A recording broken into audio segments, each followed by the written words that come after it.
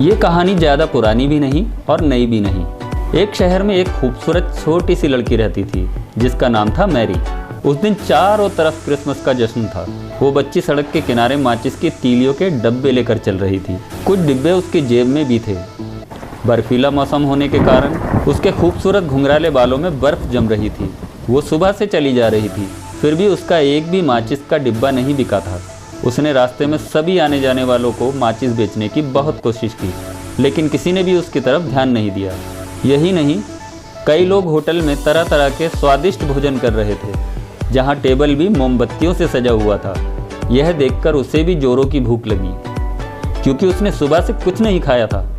उसने ये सब अनदेखा किया और आगे बढ़ती गई। रात के बर्फीले मौसम के कारण वो ठंड से कांप रही थी और नंगे पैर होने की वजह से वो ठीक से चल भी नहीं पा रही थी। उसी दिन जब वो अपने घर अपनी बीमार दादी माँ के पास बैठी थी।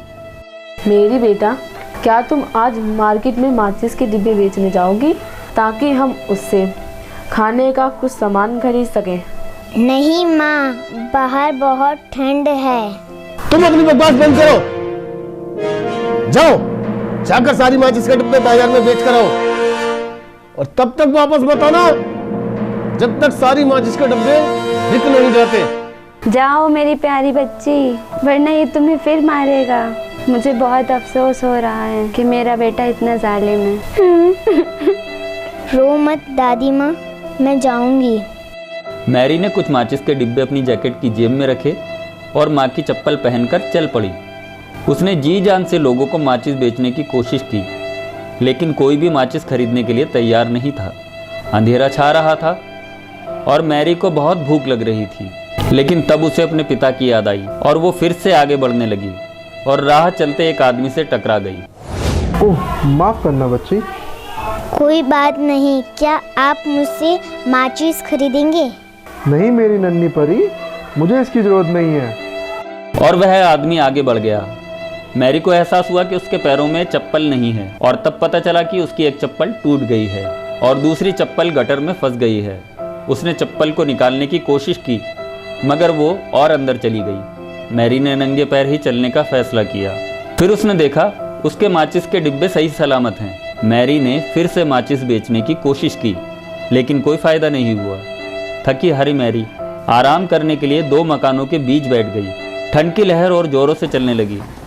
अपनी माचिस को देखकर उसने सोचा, अगर मैं कुछ माचिस जलाऊं तो मुझे गर्मी मिल सकती है। लेकिन तब उसे दूसरा ख्याल आया।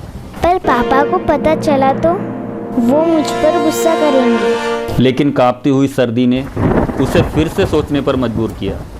एक माचिस की तीली जलाऊं तो पापा को कैसे पता चलेगा?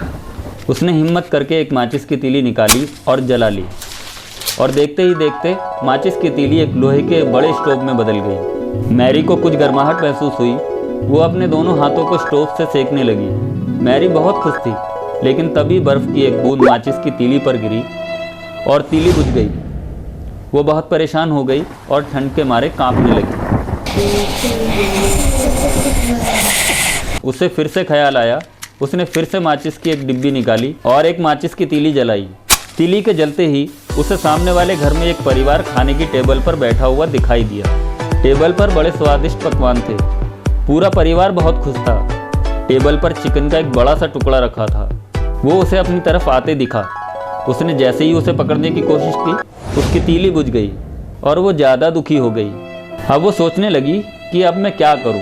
ठंड से उसकी जान निकल रही थी। उसने कांपते हाथों से एक तीली और जलाई, और उस माचिस की तीली की रोशनी में उसे एक औरत सामने खड़ी दिखाई दी। वो वही औरत थी जो सामने वाले घर में अपने परिवार के साथ टेबल पर खाना खा रही थी। उसने मैरी से पूछा, तुम ये माचिस की तिलियां क्यों जला रही हो? मुझे बहुत तेज ठंड लग रही है।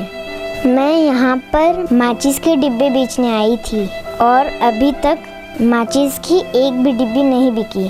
पापा ने कहा था कि अगर माचिस नहीं बिकी तो वापस मत आना। मत रो, आज तो क्रिसमस है। आज के दिन तो हम खुशियाँ मनाते हैं और तुम रो रही हो। आओ मेरे साथ आओ। और वो औरत उसे अपने साथ अपने घर के अंदर ले गई। उसने उसकी सारी माचिस खरीद ली और उसे बड़ा चिकन का टुकड़ा घर ले जाने को दिया। तभी छोटा लड़का अपने जूते लेकर आया माँ, ये जूते मैं मेरी को दे दूँ क्या? जीते रहो मेरे बच्चे, जो दूसरों के बारे में सोचता है ईश्वर उसे सब कुछ देता है। और मैरी ने खुशी खुशी वो जूते पहन लिए। माचिस के पैसे और पकवान लेकर उसने उनका धन्यवाद किया और उनसे विदा ली।